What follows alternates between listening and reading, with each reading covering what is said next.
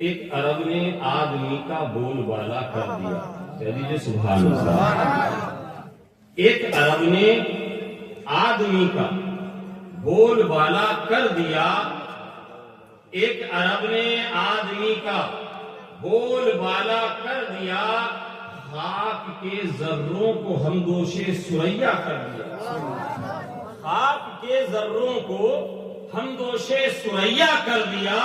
اور جو نہ تھے خود راہ پر اوروں کے ہادی بن گئے. کہیے سبحان اللہ. جو نہ تھے خود راہ پر اوروں کے ہادی بن گئے.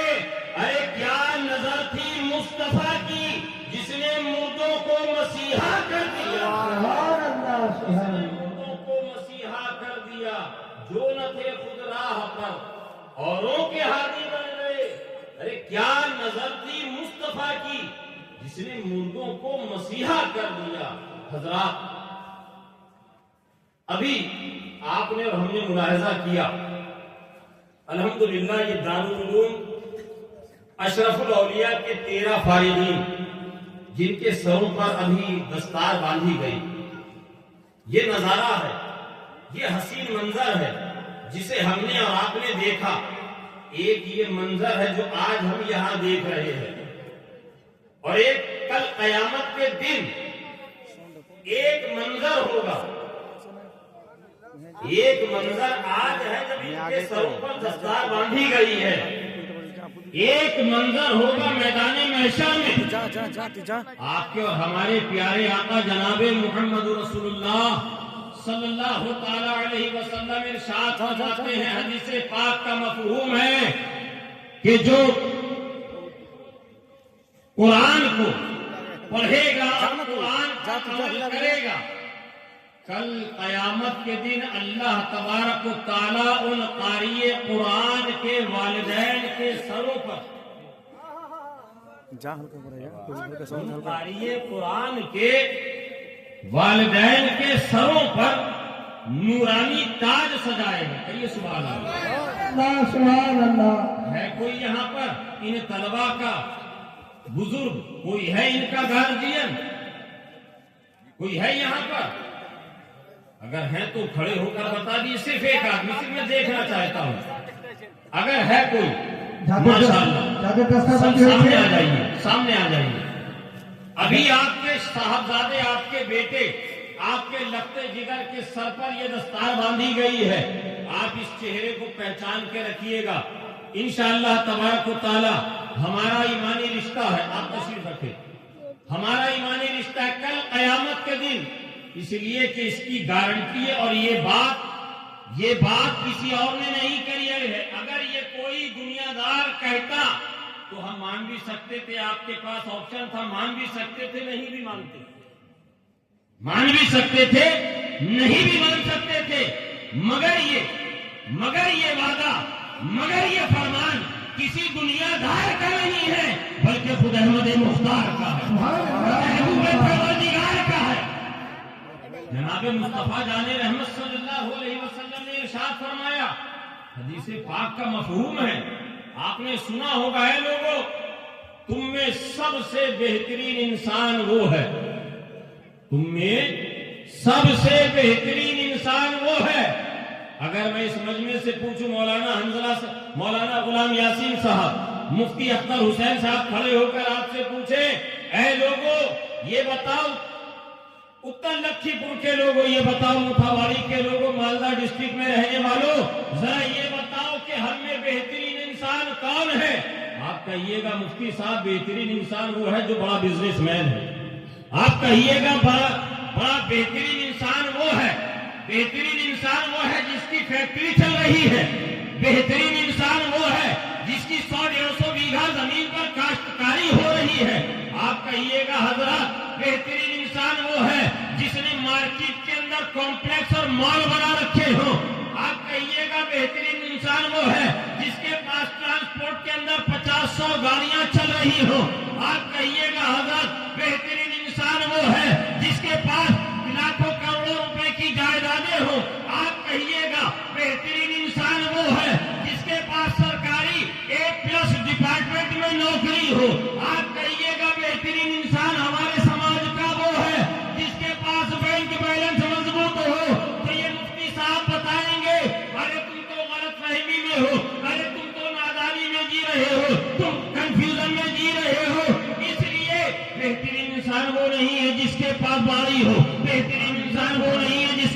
پٹواری ہو. بہترین انسان وہ نہیں ہے جس کے پاس 100 بیگھہ 150 بیگھہ زمین ہو.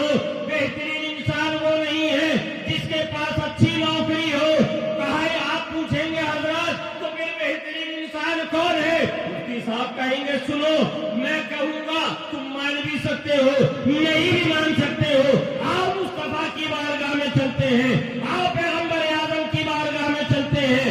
حضرت رسول پاک صلی اللہ تعالیٰ علیہ وسلم کی حدیث پاک کو حضرت عثمان ذو النورین کہیے سبحان اللہ سبحان اللہ سبحان اللہ سبحان اللہ یا رسول اللہ. حضرت عثمان ہے جو حضور کے داماد ہیں. سبحان اللہ. زوجیت میں جن کے نکاح میں حضور کی ایک نہیں دو شہزادیاں. کہیے سبحان اللہ سبحان اللہ. اب گھر کی بات گھر والے سے سنیے.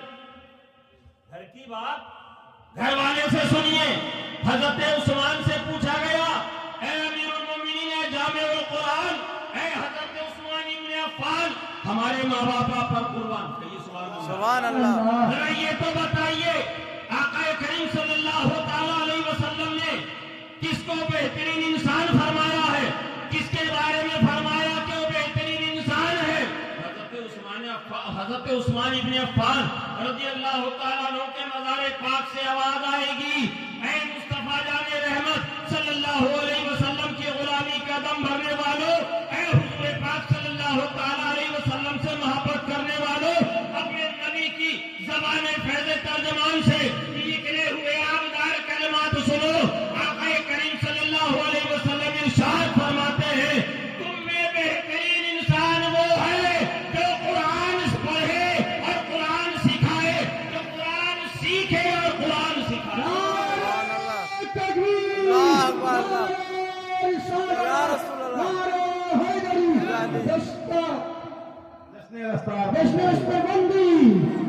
تم میں بہترین انسان وہ ہے جو قرآن سیکھے اور قرآن سکھائے. بولیے سبحان اللہ. سبحان اللہ. زور سے بول دیجئے سبحان اللہ. اور ایک مزے کی بات بتا دوں, آپ نے اشتہار آپ کا کہاں گیا؟ بنگلہ میں اشتہار یہاں رکھا تھا جلسے کا.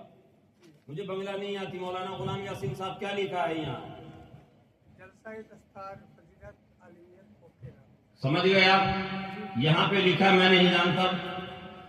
مولانا غلام یاسین صاحب نے فرمایا کہ یہاں جلسہ دستار فضیلت و عالمیت و قرات لکھا ہے. میں آپ سے مفتی اختر صاحب سوال کرتا ہوں یہ دستار فضیلت کیوں ہے؟ اس کو دستار رحمت کیوں نہیں کہا جاتا ہے؟ علماء کرام کی توجہ چاہتا ہوں. کہہ دیجیے سو آپ لوگ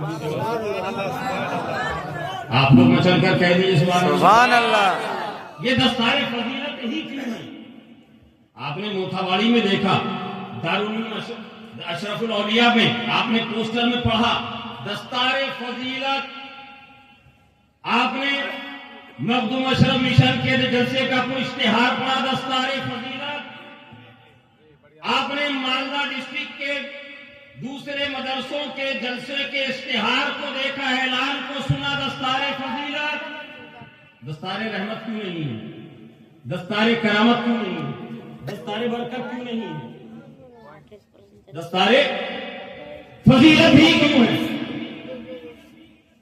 تو میں آپ کو بتا دیتا ہوں اس دستار میں, اس دستار کی یہ شان ہے کہ جو کل تک آپ جس کو بیٹا کہہ کر نام لے کر عبدالرحیم پکارتے تھے, جسے نور عالم کہہ کر کل تک آپ پکار رہے تھے, اب آج اس کے سر پر جو یہ دستار فضیلت رکھ دی گئی ہے ان علماء کرام کے مقدس ہاتھوں سے, اب یہ مدرسے کے طالب علم نہیں, اب یہ مصطفیٰ کے دین کے نگہبان ہو گئے. کہیے سبحان اللہ. مصطفیٰ جان رحمت صلی اللہ علیہ وسلم کے علم کے وارث ہو گئے ہیں. علم کے وارث ہم ہیں, گھر والے. ہمارا نسب, ہمارا سلسلہ چلا گھر سے, نسب سے, اور یہ مصطفیٰ کے در والے ہیں. یہ وہ در ہے جو حضور کے سینے سے علم ملا. کہیے سبحان اللہ. سبحان اللہ. انبیاء کرام کے وارثین ہیں یہ علماء, یہ وارثین انبیاء ہیں. الحمدللہ ہم اگر رسول پاک صلی اللہ تعالی علیہ وسلم کی گھر کی نسبت لیے ہوئے ہیں تو یہ در کی نسبت لیے ہوئے ہیں. آپ نے ابھی گھر کی نسبت کے تعلق سے بھی سنا، اور اعلیٰ حضرت فرماتے ہیں نا تیری نسل پاک میں ہے بچہ بچہ ہوں. سبحان میں اللہ. اپنی تعریف نہیں کر رہا ہوں، اعلیٰ حضرت کا شعر سنا رہا ہوں. اور وہی اعلیٰ حضرت جو فرماتے ہیں اہل سنت کا بیڑا پار ہے اصحاب حضور، اہل سنت کا بیڑا پار ہے اصحاب حضور.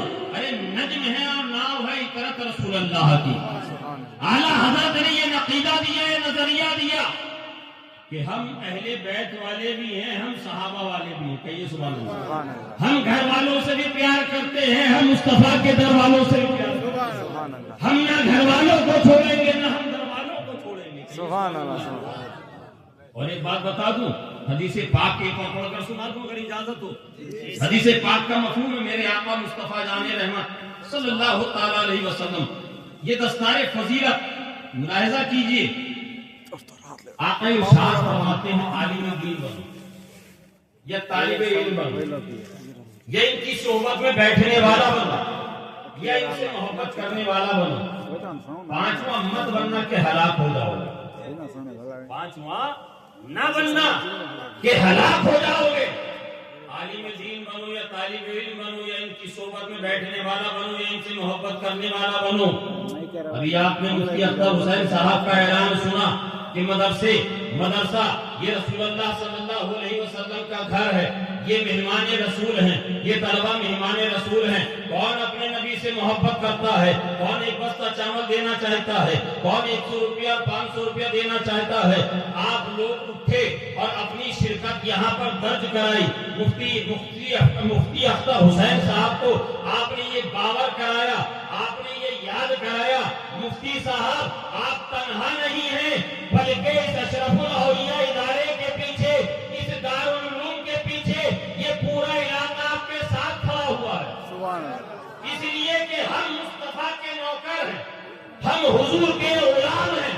ہم نے علماء کرام کی زبانی یہ حدیث پاک سنی ہے کہ حضور نے فرمایا ہے کہ عالم دین بنو یا طالب علم بنو یا ان کی صحبت میں بیٹھنے والا بنو یا ان سے محبت کرنے والا بنو. حضرات ہم عالم نہیں بن سکے، حضرات زندگی میں بڑے پیچ و خم دکھائے، ہم طالب علم بننے سے بھی محروم رہ گئے. حضرت ہم کبھی کبھی جلسوں میں جاتے ہیں ان کی محبت میں. کہیے سبحان اللہ. ہم ان کی صحبت اختیار کرنے جاتے ہیں اور حضرت اس ادارے کی خدمت اس لیے کریں گے تاکہ یہ ادارہ جب پھلے گا پھولے گا نا تو ہم جو چوتھا آقا نے فرمایا کہ ان سے محبت کرنے والا بنو، ہم چوتھی کیٹیگری میں آ جائیں گے. انشاءاللہ ہم پانچواں نہیں بنیں گے، اس لیے کہ آقا نے فرمایا ہے کہ پانچویں مت بننا ورنہ ہلاک ہو جاؤ. حضرت ہمیں ہلاک نہیں ہونا ہے، ہم تو آپ کے شانہ بشانہ ہیں، ہم تو آپ کے پیچھے پیچھے ہیں، ہم تو آپ کے ہم قدم ہیں، ہم تو آپ کے ساتھ ساتھ ہیں. اے میرے دوستو آپ ذرا ایک بات کا اندازہ کیجئے. میں نے جو شعر پڑھے ہیں، ایک عرب نے آدمی کا بول بالا کر دیا، خاک کے ذروں کو ہم دوشے سویا کر دیا. یہ جو دستار فضیلت ابھی آپ نے دیکھی ہے میں اسی پر گفتگو کر رہا ہوں. یہ دستار فضیلت کیا ہے؟ یہ دوسری دستاروں سے اس کو امتیازی شان یہ ہے کہ وہ دوسری دستاریں اگر کسی کے سر پر باندھ دی جاتی ہیں، آپ نے دیکھا ہوگا آپ کے سماج میں ایک سوسائٹی کے اندر ایک کلچر ہے، وہ کلچر ہے پنچ کا، جسے کیا کہتے ہیں موڑول. آپ کے یہاں موڑول مکھیا ہے نا، آپ کے یہاں کلچر ہے. پورا سماج مل کر چند اشخاص کو وہاں سے منتخب کرتا ہے، انتخاب کرتا ہے اور ان کو اپنا مکھیا، اپنا سرپرست، سماج کا گارجین تصور کرتا ہے. خوشی غم کچھ بھی معاملہ ہو انہی کی بارگاہ میں. ابھی پتہ نہیں یہ کلچر یہاں ہے یا نہیں ہے، ورنہ یو پی کے اکثر علاقوں میں ہمارے یہاں آج بھی جو پنچایت بیٹھتی ہے جسے پنچ کہتے ہیں، آج بھی اس سر پہ دستار باندھ کر بیٹھتے ہیں. سمجھ رہے ہیں آپ؟ عام لوگوں سے امتیازی شان دکھانے کے لیے وہ سرپرست، وہ موڑل دستار باندھ کر بیٹھتے. یہ دنیا کی دستاریں ہیں، یہ دنیا کی دستاریں ہیں. اور ایک بات اور آپ کو بتاؤں، اس دستار، ان علماء کے سروں پر جو سجی ہوئی دستار ہے، اس دستار سے آج سے 100 سال پہلے جو من کے گورے اور تن کے کالے تھے، جو تن کے گورے اور من کے کالے تھے، یعنی جو برٹش گورنمنٹ کی جو حکومت تھی، ایسٹ انڈیا کمپنی کی جو گورنمنٹ تھی، یہاں پر انگریزوں نے جو ہندوستان پر غاصبانہ تسلط کیا تھا، ہندوستان کو غلام بنایا تھا، ہمارے ملک کو غلام بنایا تھا، تو آپ جانتے ہیں 1857 میں سب سے پہلے اگر کسی نے فتویٰ جہاد دیا تھا تو یہی دستار باندھنے والے مولوی نے دیا تھا، سبحان اللہ، جسے علامہ فضل حق خیرآبادی کہتے ہیں، جنہیں علامہ فضل حق خیرآبادی کہتے ہیں۔ اور آپ ذرا تاریخ یاد کیجئے، اپنی ہسٹری کا مطالعہ کیجئے، تاریخ بتاتی ہے کہ دہلی سے لے کر لاہور تک پورے ہندوستان کی غیر منقسم بھارت کی بات کر رہا ہوں، اکھنڈ بھارت کی بات کر رہا ہوں، آج وہ کسی بھی ملک کے نام سے جانا پہچانا جائے، مگر کل تک وہ ہمارے ملک کا حصہ تھا۔ میں اس لیے گفتگو کر رہا ہوں، کئی ہزار علماء کو درختوں کے اوپر پھانسیوں سے لٹکا دیا گیا، کئی ہزار علماء کو برٹش گورنمنٹ نے ظلم کے پہاڑ توڑ کر ان کے سروں کو توپ کے منہ سے باندھ کر گولے داغ دیے گئے، اور ایسے ان کے سروں کو اڑا دیا جیسے ہاتھ سے چھوٹنے کے بعد کوئی پھل زمین پر پھٹ جاتا ہے، یہ پھل پھٹ جاتا ہے، ایسے ہی ان کو ہزاروں علماء اہل سنت کو شہید کیا گیا۔ انہوں نے اس ملک کی آزادی میں اپنا خون پسینہ بہایا، اس لیے اقبال نے کہا کہ سارے جہاں سے اچھا ہندوستاں ہمارا، ہم بلبلے ہیں اس کے یہ گلستاں ہمارا، اور مذہب نہیں سکھاتا آپس میں بیر رکھنا، ہندی ہے ہم وطن ہے ہندوستاں ہمارا۔ اسی دستار باندھنے والوں کا ایسا خوف طاری ہوا اور انہوں نے اپنی جانوں کا نذرانہ دے کر ایسا انقلاب برپا کیا کہ 100 سال پورے نہیں گزرے تھے جو 150 سال سے 200 سال سے حکومت کر رہے تھے، ان کو اس ملک سے راہ فرار اختیار کرنا پڑا، اس ملک کو چھوڑ کر بھاگنا پڑا۔ اس لیے میرے دوستو، ایک عام دستار میں اور اس دستار میں یہ بھی ایک فرق ہے، اور عام دستار اور یہ دستار باندھنے والے علماء، یہ وارثان انبیاء، یہ انبیاء کرام کے علم کے وارث جب یہ دستار باندھتے ہیں نا تو آپ ان کی شان دیکھیے، جب ان کی شان دیکھیے، جب تک یہ طالب علم رہے تب تک جب یہ گزرتے تھے نا راستوں سے تو ان کے قدموں کے نیچے اللہ کے نوری فرشتے اپنے پر بچھا دیا کرتے تھے، کہیے سبحان اللہ، نوری پر بچھا دیا کرتے تھے۔ اب اللہ نے ان کو یہ مرتبہ دے دیا ہے، اب یہ جس بستی سے گزریں گے اس بستی کے قبرستان سے 40 دن کے لیے عذاب اٹھا لیا، سبحان اللہ، 40 دن، اور جس قبرستان میں کوئی عالم دین، کوئی علماء اہل سنت دفن ہوتا ہے تو میرے آقا ارشاد فرماتے ہیں، محدثین نے حدیث پاک کو نقل کیا ہے کہ 40 قبریں دائیں، 40 قبریں بائیں، 40 قبریں آگے، 40 قبر سرہانے کی طرف سے اس قبرستان کے مردوں کے اوپر اللہ کی رحمت و انوار کی بارشیں ہوا کرتی ہیں۔ یہ مدرسہ، یہ دارالعلوم اشرف الاولیاء، آپ ذرا دیکھیے تاریخ میں، آج یہ دارالعلوم اشرف الاولیاء کا سالانہ جلسہ دستار بندی ہے، ذرا آپ اپنی تاریخ کا مطالعہ کیجئے۔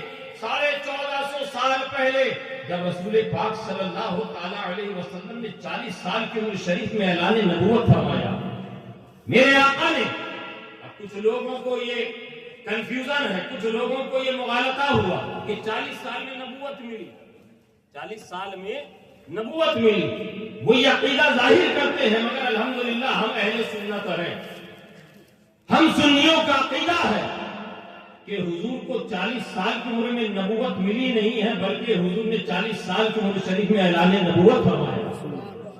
حضرت جابر بن عبداللہ رضی اللہ تعالیٰ عنہ حدیث پاک کے راوی ہیں، عرض کیا یا رسول اللہ صلی اللہ علیہ وسلم اجازت ہو تو حضور ایک بات پوچھ لو۔ آقا نے ارشاد فرمایا جابر پوچھو، کیا پوچھنا ہے؟ عرض کرتے ہیں یا رسول اللہ صلی اللہ علیہ وسلم میں یہ جاننا چاہتا ہوں، میں یہ سوال کرنا چاہتا ہوں، میں پوچھنا چاہتا ہوں حضور اللہ نے سب سے پہلے کس شے کو پیدا کیا؟ سب سے پہلے کس کو پیدا کیا؟ حضرت جابر روایت کرتے ہیں کہ رسول پاک صلی اللہ تعالی علیہ وسلم نے ارشاد فرمایا ہے، جابر اللہ نے سب سے پہلے تیرے نبی کے نور کو اپنے نور سے پیدا کیا۔ سبحان اللہ، تیرے نبی کے نور کو اپنے نور سے پیدا کیا۔ حضرت جابر روایت کرتے ہیں اور حضرت جابر روایت کرتے ہیں کہ آقا ارشاد فرماتے ہیں، جابر جانتے ہو میں اس وقت بھی نبی تھا، میں اس وقت بھی نبی تھا جب حضرت آدم آب و گل کی منزلیں طے کر رہے تھے۔ جب حضرت آدم علیہ السلام آب و گل کی منزلیں طے کر رہے تھے، میں اس وقت بھی نبی تھا۔ پتہ یہ چلا کہ نبی رسول پاک صلی اللہ تعالی علیہ وسلم 40 سال کی عمر شریف میں نبی نہیں بنے ہیں، بلکہ اعلان نبوت 40 سال کی عمر میں کیا۔ جب حضور نے اعلان نبوت کیا تو ایک ایک کر کے غلامان مصطفیٰ دامن مصطفیٰ میں آنے لگے، حضور کی بارگاہ میں آنے لگے، کلمہ پڑھنے لگے، مسلمان ہونے لگے۔ 1 ہو گئے، 10 20 ہو گئے، 40 ہو گئے، 50 ہو گئے۔ تاریخ بتاتی ہے 13 سال میرے آقا نے مکے کے اندر صحبتیں اٹھائی ہیں، میرے آقا نے 13 سال مشقتیں اٹھائی ہیں، دشمنوں کی دشمنی کو برداشت کیا ہے۔ رسول پاک صلی اللہ تعالی علیہ وسلم کبھی راستے سے گزرتے، آپ کی راہوں میں کانٹے بچھا دیے جاتے، کبھی آقا کریم خانہ کعبہ میں، خطیب کعبہ میں حالت سجدہ میں ہوتے، اپنے رب کی بارگاہ میں حالت سجدہ میں ہوتے تو پیچھے سے کفار و مشرکین اوجھلی لا کر پشت مبارک پر رکھ دیتے۔ کبھی آقا کریم کے دندان مبارک کو شہید کیا گیا، کبھی رسول پاک صلی اللہ تعالی علیہ وسلم پر شعیب ابو طالب کی صحبتیں اٹھائی، برداشت کی گئی۔ اس طریقے سے 13 سال جب گزر گئے، رسول پاک صلی اللہ تعالی علیہ وسلم 13 سال تک صحبتیں اٹھاتے رہے۔ دھیرے دھیرے لوگ آتے گئے، مسلمانوں کا قافلہ بنتا گیا، تعداد بڑھتی گئی۔ مورخین روایت کرتے ہیں، سیرت نگار لکھتے ہیں 200 کے قریب صحابہ تھے ہجرت سے پہلے، 200 کے قریب صحابہ تھے۔ اور آپ کو ایک بات سن کر بڑی حیرت ہوگی کہ ان 200 صحابہ میں ماتر 6 صحابہ وہ تھے جن کو لکھنا آتا تھا۔ 6 صحابی وہ تھے جن کو لکھنا آتا تھا۔ 200 صحابی میں، 200 صحابہ میں ماتر 6 صحابہ تھے۔ یہاں ایک بات یاد رکھیے کہ اللہ تبارک و تعالیٰ نے عربوں کو بڑا قوی حافظہ دیا، ان کی میموری پاور بہت ہی زیادہ شارپ ہوتی ہے۔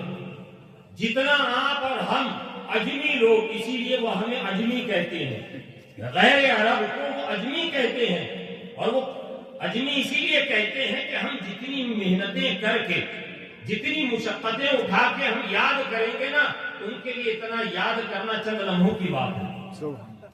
ہم جو کئی دن میں 1-2 صفحے 1-2 سبق یاد کریں گے، وہ تھوڑی دیر میں یاد کر کے سنا دیں گے۔ اللہ تبارک و تعالیٰ نے ایک کمال ان کو دیا ہے، ایک کمال کا حافظہ دیا ہے۔ مگر میرے دوستو، آپ یہ تاریخ کا ایک حصہ سن رہے ہیں، اب سنیے حضور پاک صلی اللہ تعالی علیہ وسلم نے 53 سال کی عمر شریف میں ہجرت فرمائی ہے، اور مسلسل 10 سال جنگیں بھی کی ہیں، مسلسل 10 سال خدمت دین بھی کی ہے، تبلیغ و اشاعت اسلام بھی کیا ہے۔ اب جب 63 سال کی عمر شریف میں آقا دو جہاں جناب مصطفیٰ جان رحمت صلی اللہ علیہ وسلم نے رحلت فرمائی ہے، اب مورخین سیرت نگار لکھتے ہیں 1.25 لاکھ سے زیادہ صحابہ تھے، 1,20,000 تقریباً 1.25 لاکھ، اس میں سے تقریباً 80,000 صحابہ وہ تھے جن کو لکھنا بھی آتا تھا، پڑھنا بھی آتا تھا۔ کہیے سبحان اللہ۔ ایسا انقلاب حضور لے کر آئے، اسی لیے شاید نے کہا نا، ایک عرب نے آدمی کا بول بالا کر دیا، خاک کے ذروں کو ہمدوش سریا کر دیا۔ ارے جو نہ تھے خود راہ پر اوروں کے ہادی بن گئے۔ ارے کیا نظر تھی مصطفیٰ کی جس نے مردوں کو مسیحا کر دیا۔ اے مسلمانوں، اپنے بچوں کو جس طرح وراثت میں مال چھوڑتے ہو، جس طرح وراثت میں بلڈنگ چھوڑتے ہو، جس طرح وراثت میں سونا چاندی دیتے ہو، اسی طرح وراثت میں اپنے بچوں کو عقیدہ بھی دے کر جاؤ۔ اسی طرح اپنے بچوں کو وراثت میں. اسی لیے پیغمبر اعظم صلی اللہ تعالی علیہ وسلم نے ارشاد فرمایا، حدیث پاک کا مفہوم ہے اپنے بچوں کو 3 چیزیں ضرور دینا. پہلی، حضور اللہ کے محبوب جناب محمد رسول اللہ صلی اللہ علیہ وسلم کی محبت. دوسری، حضور کے گھر والوں کی محبت. اور تیسرا، رسول پاک صلی اللہ تعالی علیہ وسلم ارشاد فرماتے ہیں قرآن کی تلاوت اور قرآن سے محبت. کہیے سبحان اللہ. قرآن کی تلاوت اور قرآن کی محبت، یہ 3 چیزیں ورثے میں اپنے بچوں کو ضرور دے کر جانا. بس یہ روایت حضرت امام فخر الدین رازی تفسیر کبیر میں ایک واقعہ نقل کرتے ہیں. بس یہ عرض کر کے گزر جاؤں گا. حضرت امام فخر الدین رازی